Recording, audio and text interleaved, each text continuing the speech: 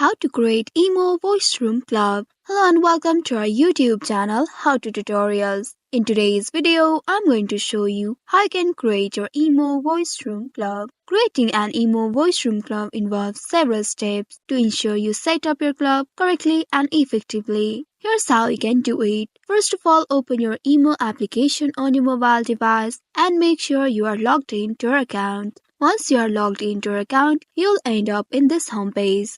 Here at the top left corner, you will find your profile icon. Tap on your profile icon and you will reach to this page. Here you will have to tap on your profile name at the top. Once you do so, now you will be taken to your profile page. Now once you reach to this page, here scroll down and under Voice Club Room, you'll find Create button. Tap on this Create button and now you can create your Voice Club Room. Here in this page, you'll find the pop-up window at the bottom.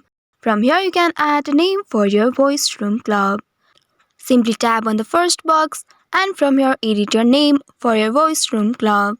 You can also add a short description about your Voice Room Club by tapping on the second box at the bottom. From here you can add a description for your Voice Room Club.